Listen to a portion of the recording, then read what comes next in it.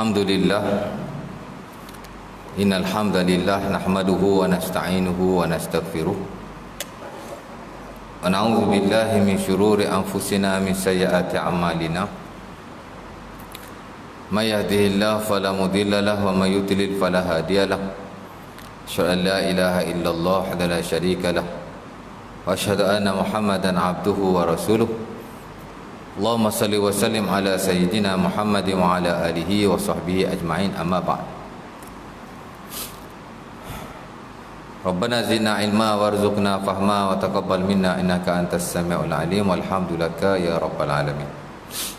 Syukur kepada Allah Subhanahu wa taala kerana pada malam ini dapat sama-sama kita berkumpul untuk kita sambung kuliah kita sebagaimana biasa. Dan insya-Allah pada malam ini kita akan sambung pada bab yang telah kita baca pada kuliah-kuliah yang sebelum ini, masih dalam rentetan berkait dengan musibah. Siapa ada buku itu? Ada buku? Ada buku? Siapa ada buku itu? Abang yang selalu ada buku tu tak ada? Ana tadi nak petang tadi lepas asar ambil buku tu baca dalam rumah. Dah datang tadi terlupa nak ambil pula. Tapi tak apa, saya masih ingat bahawa kita masih dalam bab musibah, di mana pada malam ini sebenarnya kita nak baca hadis Nabi SAW yang diriwayatkan daripada Al-Imam At-Tirmizi rahimahullahu ta'ala daripada Jabir, masih rentetan dalam hak awal musibah. Saya ingat kuliah yang lalu dan satu siri atau dua siri sebelum ini kita dah masuk tentang hak awal musibah. Kerana dalam buku itu Al-Fadil Ad-Doktor Syahrin Nasution ada menukilkan bab berkenaan berkaitan dengan musibah dan tata cara atau cara-cara menghadapinya. Kerana kita tahu dunia adalah darul bala. Dunia adalah tempat kita diduga oleh Allah Subhanahu Wa Taala. Dan saya dah baca pada tuan-tuan ayat Quran yang amat signifikan berkaitan dengan musibah yang menimpa manusia. Itulah surah Al-Baqarah ayat 155 dan 156, di mana kata Allah, wala nabluwannakum bisya'in minal khawfi wal ju'i wa naqsin minal anfusi was samarat wa basyiris sabirin alladhina idza asabathum musibatun qalu inna lillahi wa inna ilaihi raji'un ulaika alaihim salawatun min rabbihim wa rahmah wa ulaika humul muhtadun. Awal-awal pasal bab musibah dulu saya baca hadis, saya baca ayat berkenaan. Kerana setiap daripada kita sebenarnya ada dugaan atau musibah yang tersendiri, dan Allah Ta'ala telah menyatakan dalam ayat berkenaan bahawa kita akan ditimpa musibah. Wala nabluwannakum bisya'in minal khawfi wal ju' sampai habis. Allah Ta'ala kata nescaya kami akan menduga kamu, menimpakan kamu atau membalakkan kamu. Wala nabluwannakum, bala-bala ni makna cubaan. Kami akan membalakkan kamu, yakni kami akan mencuba kamu. Bisya'in minal khawf, dengan ketakutan. Dan saya dah hurai pada tuan-tuan, kita sebagai manusia biasa ada ketakutan-ketakutan yang tersendiri. Hatta tak terkecuali para anbiya termasuk Rasulullah SAW ada ketakutan yang tersendiri. Sebab itu ada doa yang disyariatkan ketika takut, kan?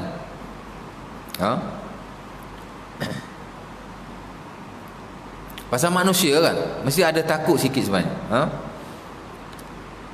Wal ju' dan juga kelaparan. Bila sebut manusia mesti ada kelaparan di sana sini, adanya kemiskinan. Walaupun kita lihat dalam konteks hari ini ada dunia negara yang kaya lah, tapi ada juga negara yang miskin, yang masih minta bantuan di sana sini. Hatta kalau kita buka Facebook ada je iklan, betul tak? Buka Google ada je iklan negara luar yang nak minta bantuan daripada negara-negara yang okey sikit macam kita. Bantuan untuk makan minum lah, bantuan untuk buat masjid lah, dan macam-macam. Pasal sentiasa ada al-ju', mana orang yang kelaparan, kemiskinan di sana sini. Sebab itu adanya fiqh zakat untuk nak bantu mereka. Dan bila kita bincang pasal asnah zakat, 8 golongan yang kita mesti memberi zakat kepadanya, nombor satu sekali tak lain tak bukan adalah al-fuqara wal masakin. Hatta Allah Ta'ala sebut mula-mula sekali, innamas sadaqatu Allah Ta'ala kata dalam surah At-Taubah ayat 60 tak asnaf zakat, innamas sadaqatu lil fuqara'i wal masakin. Baru Allah Ta'ala sebut yang lain, wal mu'allafati qulub wal 'amilina 'alaiha wal mu'allafati qulubuhum wa fir riqabi wal gharimina fi sabilillah wa ibnis sabil. Allah Ta'ala sebut 8 golongan yang mesti diberikan zakat kepada mereka, yang kita sebut sebagai asnaf. Hak nombor 1 sekali ialah al-fuqara wal masakin. Pasal mesti ada orang yang fakir, mesti ada orang yang miskin. Kalau tak ada di negara kita pun ada kat negara lain, kan? Sebab itu tidak menjadi kesalahan jika di tempat kita tak ada orang yang boleh terima zakat. Kita duk collect zakat, tapi tempat kita tak ada fuqara, tak ada masakin. Kita boleh keluarkan wang zakat, pergi bagi dan bantu di negara atau negeri yang lain. Tak ada syarat, tidak ada salah sama sekali. Pasal tuntutan daripada zakat untuk nak bantu sesama Muslim. Sebaik-baiknya di tempat kita, tapi kalau tempat kita tak ada orang yang layak menerimanya, berilah di tempat yang lain. Kan? Pasal ada al-ju' kata Allah. Wa naqsim minal amwali wal anfusi was samarat. Sama juga ada kekurangan harta di sana sini, ada kekurangan makanan di sana sini, dan ada kekurangan nyawa. Ada negara yang aman, baguslah, tapi ada negara yang berperang, banyak orang yang mati. Dan akhir sekali Allah Ta'ala kata wa basyiris sabirin, dan berilah berita gembira kepada orang-orang yang sabar. Alladzina idza asabatuhum musibatun qalu inna lillahi wa inna ilaihi raji'un. Mereka sentiasa berkata bila ditimpa musibah, inna lillahi wa inna ilaihi raji'un. Dan bila dia bersabar di atas musibah yang menimpanya, dan dia sentiasa berzikir kepada Allah, banyak-banyak berdoa dan bertawakal, Allah Ta'ala kata ulaika alaihim salawatu min rabbihim rahmah wa ulaika humul muhtadun. Mereka lah orang yang mendapat selawat daripada Tuhan mereka, dan mereka mendapat rahmat, dan mereka lah orang-orang yang diberikan petunjuk. Musibah, dan saya dah sebut sikit sebanyak berkaitan dengannya, dengan menghuraikan ayat berkenaan secara terperinci, dan juga hadis dari Nabi SAW. Malam ini saya nak baca hadis daripada Jabir yang diriwayatkan oleh Imam Tirmizi rahimahullahu taala, rentetan daripada musibah, di mana kata Nabi SAW, yawaddu ahlul afiyah, yawaddu ahlul afiyah hina yu'ta ahlus sawab hina yu'ta ahlu al-bala'i as-sawaba law anna abdanahum fid dunya quridat bil maqarib. Kata Nabi SAW, pada hari kiamat, orang-orang yang diberikan keafiatan oleh Allah Subhanahu Wa Taala, dia tidak ditimpa musibah, ataupun ditimpalah musibah, tapi tak seumpama orang lain yang ditimpa musibah lebih besar daripadanya. Kita ada juga benda-benda yang ditimpa ni, tapi tak banyak lah dan tidak besar berbanding orang lain yang ditimpa dugaan yang lebih besar daripada kita. Betul tak? Kita ada juga hilang duit tapi sikit je, RM10, RM20. Ada juga ditimpa musibah yang kecil-kecil, naik motor pancit kat tengah jalan. Tapi ada orang yang ditimpa musibah lebih besar. Ada juga kita ditimpa kematian, anak kucing mati, menangis tuan. Ambil video masuk Facebook, kucing saya mati, tanam kucing. Dia kapan elok-elok kan. Mati juga kan. Dan macam-macam musibah yang kita kata tidaklah besar mana pun, tapi ada orang yang ditimpa dugaan yang lebih besar daripada itu. Kita hilang 10-20 ringgit, ada orang hilang ribuan ringgit tuan. Kan? Sahabat saya baru-baru ni pergi ke surau di tempat saya. Sebelum nak masuk masjid, masuk tandas, dalam wallet ada RM2,000. Mungkin bagi setengah orang macam sikit lah, tapi bagi kita macam banyak tuan. Apa dia buat? Bila dah masuk tandas, keluar tandas nak ambil wuduk, letak atas tempat wuduk tu, atas tu, ambil lah wuduk. Apa dia buat? Masuk masjid semayang. Habis semayang, balik, naik kereta lah, keluar lah. Tengah jalan baru teringat, ya Allah, duit aku, wallet aku. Pusing balik pergi. Kita tengok ada ke tak ada? Kalau ada, saya tak cerita lah kat sini. Jawabnya tidak ada. Kan? Jumpalah pengurusan masjid nak tengok duit aku ni dekat mana. Adalah CCTV tu, tapi tak shoot kawasan berkenaan. Ada setengah surau tuan-tuan sekarang dah advance, ada CCTV. Tapi tuan tengok setiap kompartmen Ataupun setiap area ada CCTV ke? Dah. Dia letak kat ruang lega semayang macam dalam ni kan, dia letak dekat, adalah setengah-setengah tempat, tapi kat wuduk tu tak ada. Jadi mau tidak mau hilang duit dia. Jadi nak sedih pun tak boleh, reda je lah. Tapi melangut juga kawan tu pasal 2000. Bagi kita macam dah besar lah, bagi dia hatta bagi saya pun kalau banyak tu hilang, rasa-rasa ralat juga tuan. Saya pun secara peribadi tak pernah lah hilang banyak tu. Tapi kalau 600-700 ringgit ada kat surau tu boleh hilang kan. Dah sah-sah orang yang ambil tu nak masuk semayang, tak tahulah Allah Ta'ala lah, mungkin ada kemungkinan yang lain kau orang luar mari dia buat kerja kat dalam tu pun kita tidak tahu. Tapi ada kemungkinan juga hak mari semayang tu lah ambil kan. Atas saya pengalaman peribadi tak adalah banyak macam tu, tapi 500-600 tu ada lah. Elok-elok nak ambil duit. Saya ingat dulu saya cerita tu 3-4 tahun lepas, tapi tuan-tuan dah tak ingat dah lama kan. Nak raya haji, nak balik kampung. Masa tu saya pergi kedai buku Syikah namanya. Kedai buku tu dah tutup di Sungai Buloh. Kedai buku agama lah. Saya pun belik lah satu buku, saya berkenan. Berapa harga buku ni? RM20. Saya pun nak beli lah. Jadi bila tengok duit tak ada, saya pun pergilah kat ATM. Dekat ESO, kat situ Petron. Dulu ESO, sekarang nama Petron. Saya pun ambil lah duit. Duit bukan banyak mana pun, dalam tu ada 600-700 macam tu. Saya pun tak ingat, pasal 4-5 tahun lepas lah. Fikir nak ambil RM50, RM100 sikit sangat. Esok lusa dah nak balik Kelantan ni, raya haji. Ambil semua. Cucuk 600-700 tu, cucuk. Ngam-ngam masa kad tu keluar, orang rumah saya telefon. Bila orang rumah telefon, kad ambil, telefon pun jawab. Dah jawab telefon, jalan, duit tinggal kat situ. Siapa yang ambil? Orang belakang saya. Bila saya start motor pergi balik ke kedai buku nak bayar duit, ambil buku nak bayar, alamak, mana pergi duit aku? Tak ada duit, dalam wallet zero. Pelik juga, aku dah cucuk tadi. Ingat-ingat balik, Allah tak ambil kot. Saya pun pergi ke Petron, minta tengok CCTV dengan pengurus dia perempuan, dia lelaki perempuan. Kebetulan isteri dia ada, cakap, kak saya nak tengok CCTV kak, saya tadi ada masalah dengan ATM. Dia pun bagi tengok. Memang kat belakang saya ambil lah ya. Orang Melayu kita, nampak kereta dia dah seumpamanya. Dia kata, ustaz pergi buat report lah ustaz. Tak apalah saya kata. Tak payah buat report lah, rezeki dia lah tu. Tak ada RM2,000, 500-600 saja. Adalah juga kita hadapi dugaan seumpama itu. Tapi ada orang yang hilang lebih banyak daripada itu.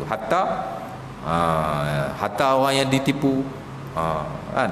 Saya baru-baru ni selepas bagi khutbah Jumaat, kebetulan sebelum khutbah Jumaat saya bagi kuliah tentang zakat. Habis khutbah Jumaat, ada seorang businessman jumpa saya.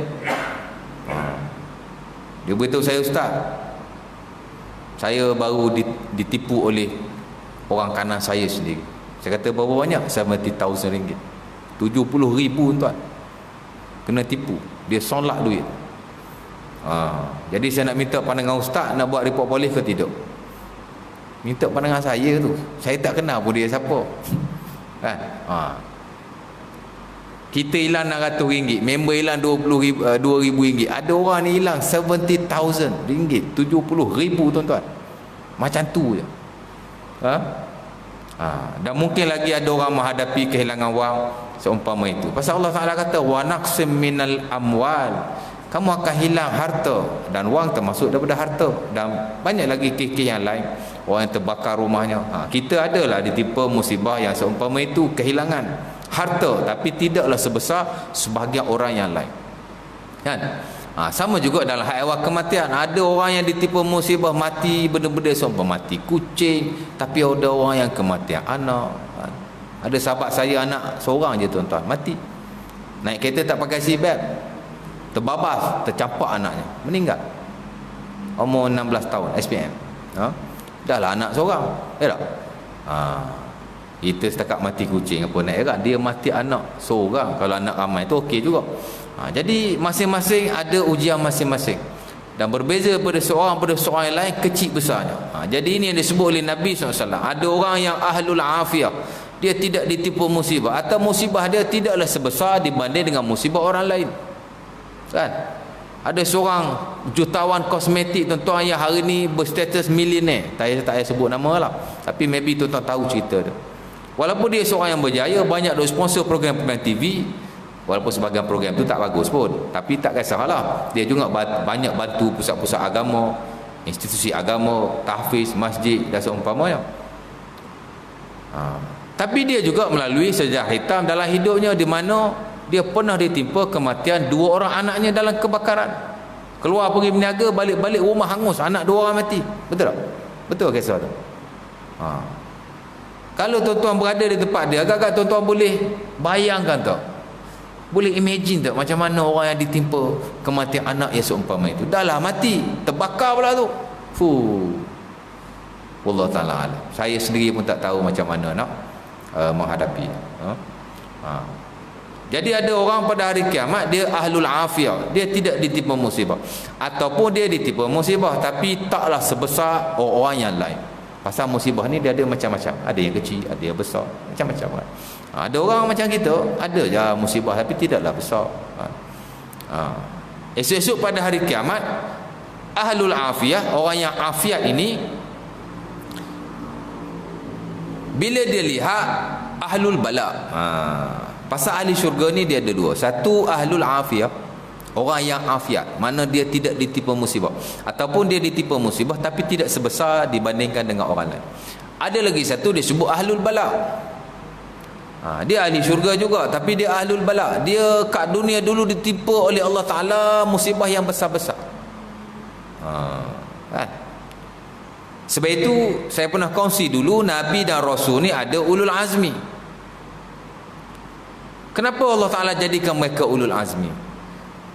Ulul azmi ni of course lah mereka ditipu musibah yang besar-besar. Ada 5 orang. Nabi Nuh AS, ulul azmi.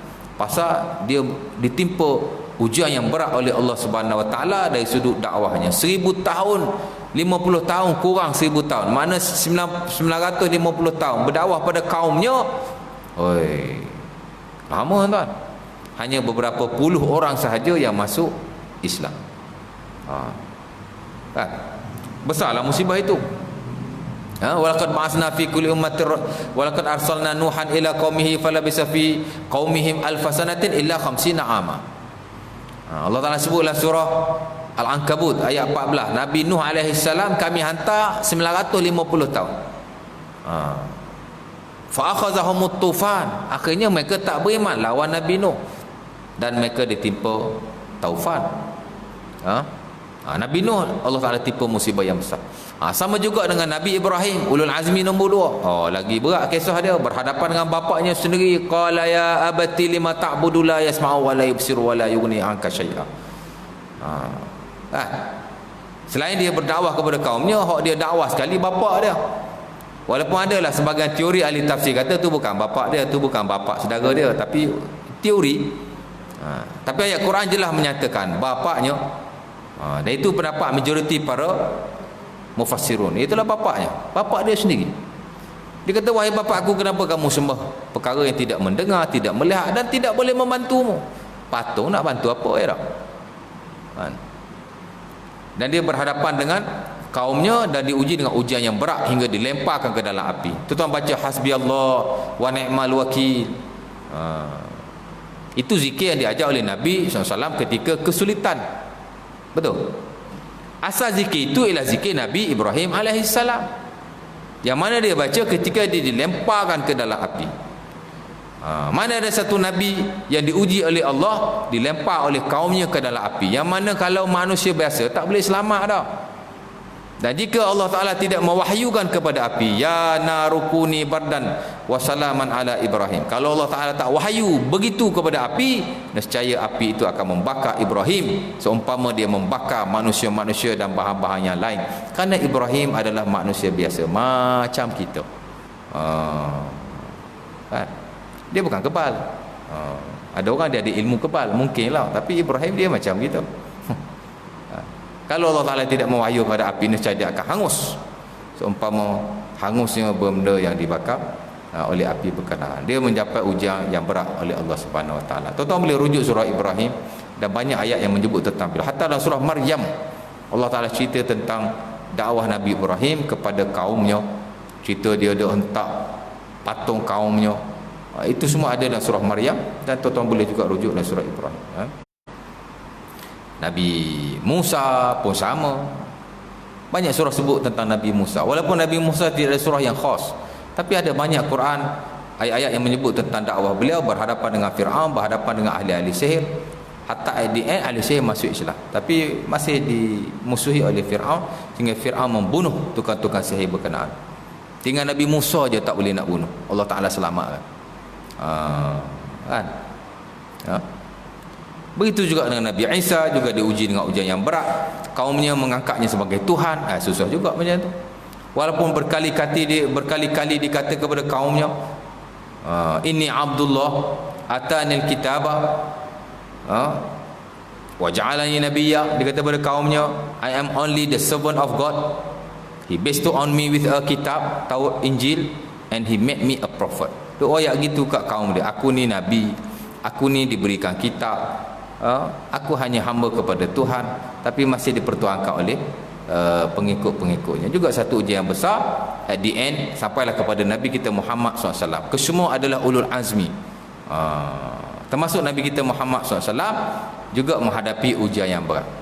Takkah ujian peribadi yang diterima oleh Nabi itu benda biasa sebagai human being. Nabi sakit, kita pun sakit. Paling ringan Nabi sakit kepala, macam kita pun sakit kepala, kan? Bila isterinya Aisyah mengadu pada Rasulullah, ya Rasulullah ana wa ra'sah, Nabi kata wa ana wa ra'sah. Aisyah kata, ya Allah, ya Rasulullah, sakitnya kepala aku. Dan sunat Abi Daud. Nabi berkata, bal ana wa ra'sah, aku pun sakit kepala. Sikit je, sabarlah. Ingat Nabi tak sakit kepala kot, Nabi pun sakit kepala. Nabi pun demam. Hatta bila Nabi demam, lebih berat ditimpa ke atas Nabi berbanding orang-orang biasa. Itu yang disebut oleh Ibnu Mas'ud dalam Sahih Bukhari. Dia melawat Nabi, Nabi demam, Nabi sakit, dan dikatakan itulah waktu Nabi nak wafat. Tapi awalannya, rentetan daripada itu. Bila Ibnu Mas'ud tengok Nabi demam berat, tuan-tuan, katanya dakhatu ala Rasulillah wa yu'aku wa'kan syadida wa innahu la yu'aku wa'kan syadida. Faqala ya Rasulullah innaka la tu'aku wa'kan syadida. Faqala Nabi ajal innama u'aku kama yu'aku rajulan minkum. Bila Ibnu Mas'ud tengok Nabi ni demam berat, berat Nabi demam, tuan-tuan, tak tahulah berat macam mana sehingga dikatakan wa'kan syadida, berat demam dia, sakit berat. Wa'kan ni humma ni demam lah, demam berat. Jadi Ibnu Mas'ud kata, wahai Rasulullah, berat demam kamu ni. Apa jawab Nabi? Nabi kata, ajal inni u'aku kama yu'aku rajulani minkum. Nabi kata, betul, aku demam seumpama dua orang di kalangan kamu demam. Mana kata kalau kita demam, bukan demam biasa sikit-sikit dah, demam berat kita ni. Nabi SAW bila dia demam, dua kali demam macam kita demam. Pasal apa? Sama juga dengan Nabi-Nabi terdahulu. Kenapa Allah Ta'ala jadikan ujian kepada mereka ni berat? Sebab Allah Ta'ala nak memberikan darjat yang besar. Allah Ta'ala nak beri kedudukan yang tinggi dan pahala yang banyak kepada mereka. Diberatkan ujian ke atas mereka. Hatta Nabi kita demam pun diberatkan demamnya, kan? Patut-patut kalau kita fikir logik, orang yang Allah Ta'ala sayang, tak payahlah bagi demam, tak payahlah bagi sakit, bagi sihat saja. Tapi dok, makin Allah Ta'ala sayang, maka Allah Ta'ala timpakan kepada Nabi kata, ajal ya inni u'aku kama yu'aku rajulani minkum. Faqala innalaka ajrain. Qala na'am. Kalau macam tu wahai Rasulullah, kamu dapat dua kali ganda pahala lah. Kalau orang lain biasa sakit dapat satu pahala, kamu dapat dua kali lah. Iyalah, pasal aku kena dua kali ganda. Nabi kata ajal.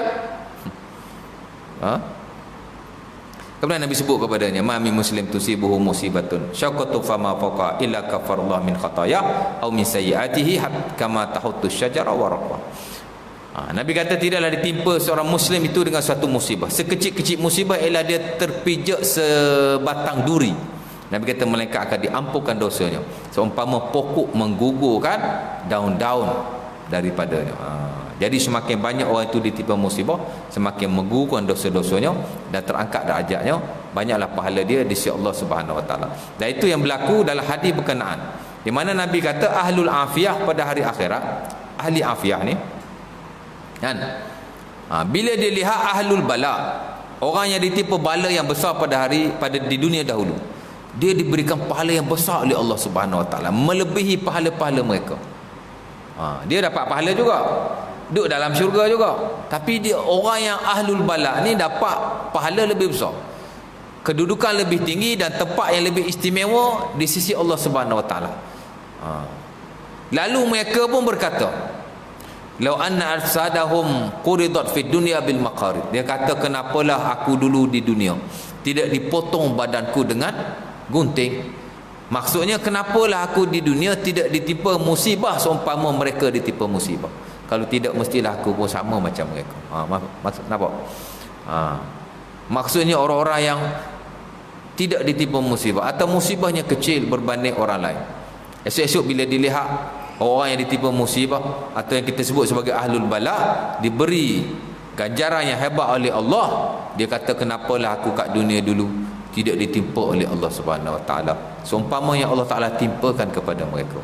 Sampai tahap macam tu kan. Berbeza masa mereka di dunia, mereka tak nak bala ni. Memanglah siapa nak musibah, kita pun tak mau.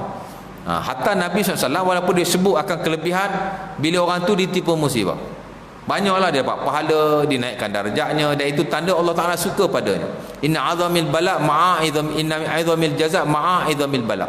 Inna azamal jaza ma'a'idhamil bala. Idza haballahu qaman ibtalahum. Nabi kata pahala seseorang bergantung kepada musibah yang menimpanya. Lagi besar musibah menimpanya, lagi banyak pahala di sisi Allah. Dan bila Allah Ta'ala suka pada seseorang, Allah Ta'ala akan mencubanya, Allah Ta'ala akan menimpa musibah atau ujian kepada memanglah Nabi kata orang musibah ni satu tanda, satu benda yang bagus dalam setengah-setengah keadaan. Tapi pada masa yang sama, Nabi pun ajar kepada kita supaya janganlah minta musibah menimpa kita. Hatta Nabi sendiri pun tak nak musibah, dan dia mengajar kepada kita, hatta baginda sendiri berdoa minta dijauhkan daripada musibah-musibah, especially musibah yang besar yang kadang-kadang kita tidak tertanggung kan. Kan banyak doa-doa, hatta dalam buku-buku zikir ada satu doa yang dipanggil doaul karb, ataupun doa daf'il bala, doa semasa kesedihan, ataupun doa dan juga doa menolak bala. Allahumma inni a'udzubika min jahdil bala wa darkis syaqa wa su'il qada wa syamatatil a'da kan. Itu one of the best doa. Seumpama yang diriwayatkan dalam Sahih Bukhari daripada Abi Hurairah, Nabi sentiasa berdoa katanya, kerana Nabi ta'awad, Nabi sentiasa berdoa. Berdoa daripada apa? Jahdil bala, tak nak bala ni, bala yang berat. Jahdil bala mana bala yang besar. Nampak? Takut-takut kita tidak mampu menanggungnya, takut-takut kita tidak sabar kan. Wadarki syaqa, dan juga kesedihan yang melampau. Sedih sikit-sikit tak apalah tuan-tuan, tapi kita tak nak juga sedih yang besar-besar ni, sedih yang teruk sangat kita tak mau.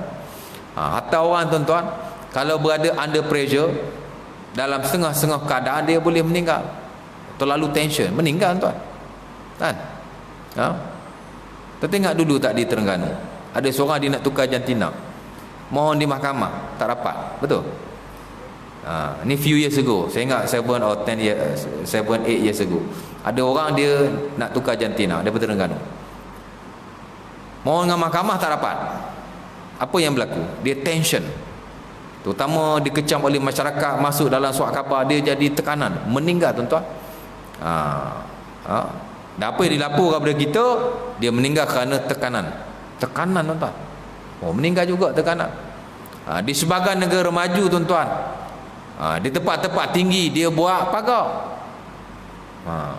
Di Korea umpamanya, bangunan-bangunan tinggi dia letak pagar. Dan sebahagian bangunan di Japan, pasal apa? Pasal banyak orang bunuh diri, banyak tension, banyak tekanan kan. Tekanan pasal kerja, tekanan pasal duit, tekanan pasal keluarga, bunuh diri. Sebab itu kes bunuh diri di negara-negara maju dia meningkat. Menyebabkan bangunan-bangunan tinggi dia kena buat pagar.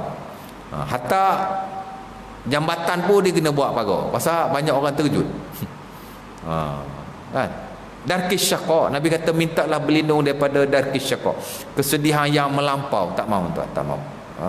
Kita nak biar kita hari-hari boleh buat kerja macam biasa, malam kita boleh tidur dengan lena, betul tak?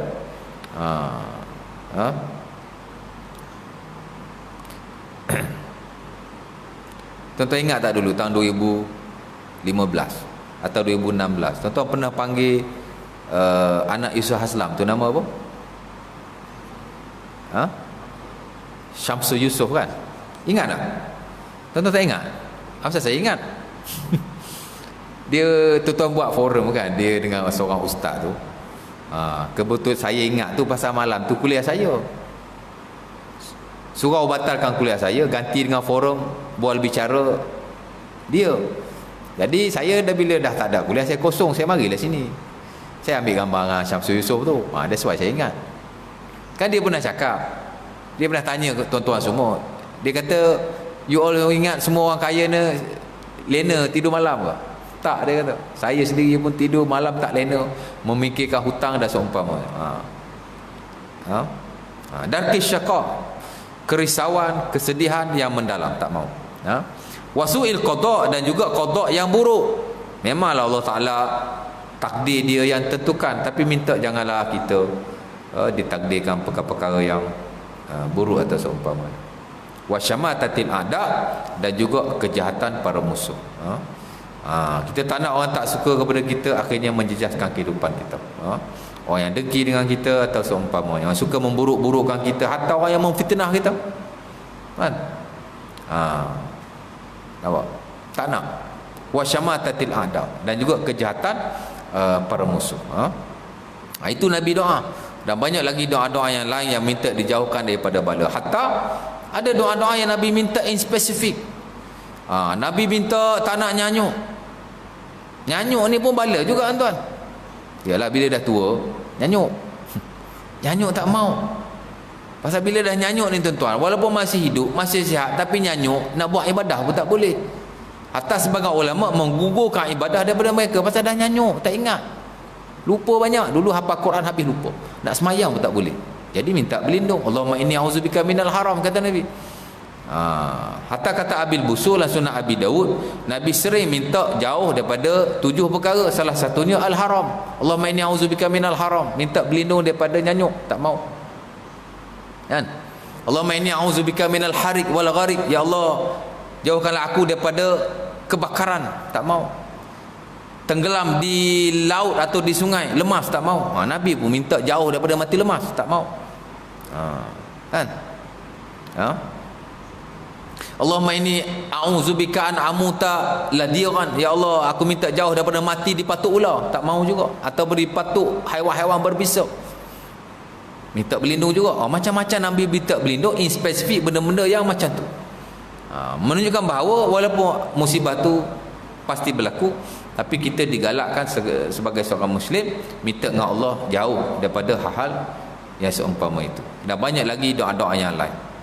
Allahumma inni a'udzubika minal hammi wal hazan wal ajzi wal kasal wal jubni wal bukh wa a'udzubika min ghalabati dain wa qahri rijal. Itu semua bentuk musibah-musibah yang menimpa kita, kesedihan dan seumpamanya. Nampak? Tapi jika kita ditimpa, maka bersabarlah. Dan pada hari kiamat nanti, kalau kita jadi ahlul bala, seumpama yang diriwayatkan daripada Jabir ini, insya-Allah taala kita akan mendapat pahala yang besar di sisi Allah Subhanahu wa taala, dan di syurga nanti kita akan berbeza dengan orang-orang al-afiyah, orang-orang yang afiat. Walaupun Allah Taala dan Nabi suruh kita minta afiat. Minta afiat tuan-tuan, tak nak sakit. Nak sakit ke? Tak mau. Siapa yang nak sakit? Tapi kalau kita sakit, kita termasuk dalam kategori ahlul bala. Ada kebaikan yang besar di akhirat nanti, walaupun kita tak nak. Dan Nabi pun ajar pada kita minta afiat setiap masa. Antara azan dan iqamah Doa yang paling bagus ialah doa minta keafiatan. Allahumma inni as'alukal afiyah fid dunya wal akhirah. Ya Allah, aku minta keafiatan di dunia dan di akhirat. Seumpama yang diriwayatkan oleh Sunan At-Tirmizi, daripada Abi Dawud, daripada sahabat Nabi SAW dengan sanad yang sahih. Bukan daripada Abi Hurairah radhiyallahu taala anhu dalam Sunan At-Tirmizi. Nabi suruh kita antara azan dan iqamah, kalau ada lapang waktu belum iqamah lagi, banyak-banyak minta, ya Allah bagi aku afiat, ya Allah bagi aku afiat, ya Allah bagi aku afiat. Nabi SAW juga sebelum salam banyak doa. Allahumma afini fi badani, Allahumma afini fi basari, Allahumma afini fi sam'i, la ilaha illa anta. Seumpama juga diriwayatkan dalam Sunan Abi Dawud daripada sahabat Abi Waqqas, Nabi SAW sebelum salam Nabi doa yang itu, Allahumma afini fi badani, ya Allah bila keafiatan pada badanku. Saya baca sokmo Ustaz, tapi sakit juga. Tak apa, boleh buat kerja, makan lalu kan. Masing-masing ada sakit masing-masing. Tapi as long as kerja kita tidak terjejas, tak apa kan. Kita bukan muda lagi, makin tua makin sakit, tak apa. Jadi kita doa banyak-banyak. Allahumma afini fi badani, ya Allah bila keafiatan padaku pada tubuh badanku. Allahumma afini fi basari, ya Allah bila kesihatan pada perlihatanku. Satu doa yang bagus, sebab semakin kita berusia mata semakin tak nampak. Orang muda pun tak nampak. Saya dah pakai spek ni dah 25 years, 25 tahun. Sekolah menengah masuk dah pakai dah. Mata dah kabur. Tapi saya kagum juga bapak saya tuan, walaupun umur dah 68 tahun, mata dia masih tajam. Kalau tengok TV subtitle tu dia nampak, saya tak nampak walaupun pakai spek, dia nampak kan. Tapi dia telinga ada sound trouble. Problem kat situ. Mata terang tapi telinga ada masalah. Dan Allah ma'afini fi sam'i. Nabi pun doa, ya Allah bila kesihatan pada telingaku. Pasal telingamu kita tak nak bekak kan, kita nak kita dengar sampai mati. Nampak? Jadi banyak lagi doa-doa. Ummu Salamah pun kata Nabi SAW bila sembahyang subuh tak pernah tinggal doa minta afiat. Bukan. Itu doa minta ilmu. Allahumma inni as'aluka rizqan, Allahumma inni as'aluka ilman nafi'a wa rizqan wasi'a wa amalan mutaqabbala. Sembahyang subuh tak ada. Tapi itulah waktu-waktu yang kita digalakkan minta doa afiat.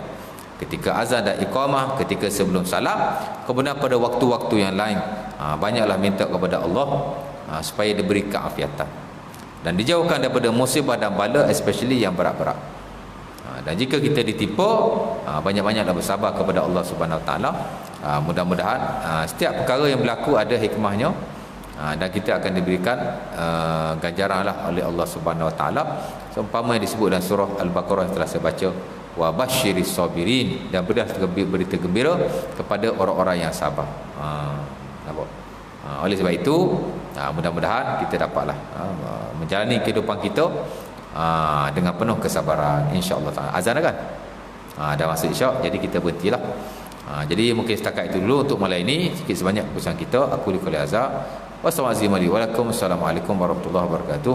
Tutup majlis tasbih kafarah dan surah Al-Asr.